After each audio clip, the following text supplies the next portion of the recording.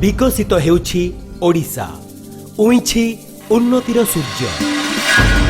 आम राज्य सरकारक उद्यम सशक्त हेउछि ओडिशार चषापुओ।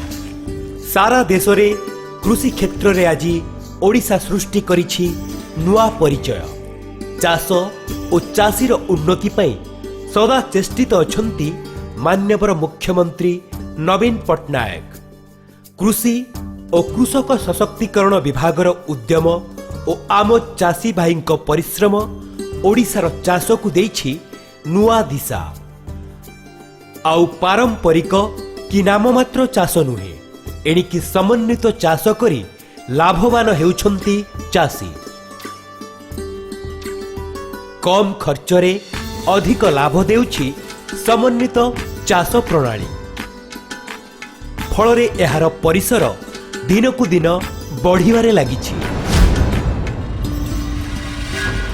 कंधमाଳ भଳି बण जंगल इलाकारे मध्य समन्वित चाष बढ़िबारे लागिछि। लोकमाने पारंपरिक चाष छाड़ी एही नुआ प्रणाली रे चाष करिबाकू भल पाउछंती। समन्वित चाष करी स्वावलंबी होइथिबा जड़े चाषी हेले कंधमाଳ जिला टिकाबाली ब्लॉक कईझर गाँर जितेंद्र प्रसाद साहू। आज जितेंद्रଙ୍କ जिद आगरे हार मानिछि बाधा विघ्न। परिश्रम और इच्छा शक्ति को पाथ्य करी से लाभ करिछंती सफलता। 1969 मसीह मो ग्रेजुएशन कंप्लीट कली। से पीरियड रे बापांगर चाष काम चलता, तो बापा को मु अनुसरण करी वर्तमान मु 10 वर्ष है चाष काम करके आसुछि। 10 वर्ष तले जितेंद्र आरंभ करिथिले विजय यात्रा।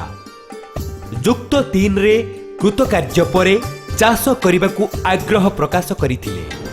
परे समन्वित चाष संपर्क रे कृषि अधिकारींकठू परामर्श नहीं 2 एकर जमी रे पनीपरिबा सांगकू माछ चाष करि आसुछंती। 0.25 एकर परिमित जमी रे पोखरी खोली से माछ चाष करिछंती। एथिपई आम राज्य सरकार सहायतार हाथ बढ़ाइछंती। MGNREGS योजना रे 2020-21 रे पोखरी खोलिबा पई जितेंद्र को आर्थिक सहायता प्रदान करा जाइछि। एही सहायता पाई पोखरी खोली सरकारी जाळ केन्द्ररू माछ जाळ आनी चाष करिछंती जितेंद्र। मोर अधा एकर जमी रे गोटे पोखरीटे भी अच्छी, जोटा कि मु MGNREGS योजना रे वाटर सेट डिपार्टमेंट तरफरु 2020-21 रे पाइछि।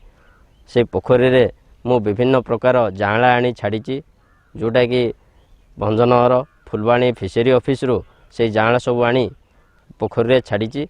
से जाँला गुड़िक है मेरिकाली, रोही, भाकुर एमती सब छाड़ी। आउ एटा तो मोर प्रथम वर्ष, मु आदाय कौन कहि परिबिनी, तथापि आगो को यार भल आदाय हबो बोली मु आशा रखिछि। से चाष करिथिबा विभिन्न माछ मध्यरे रहिछि रोही, भाकुर एवं सिल्वर कार्प। माछ छड़ा से 1 एकर जमी रे भली की भली पनीपरिबा चाष करिछंती।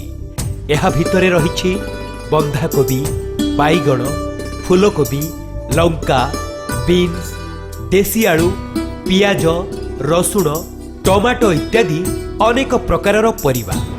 गोटे एकर जमी रे मो परिबा चाष करे।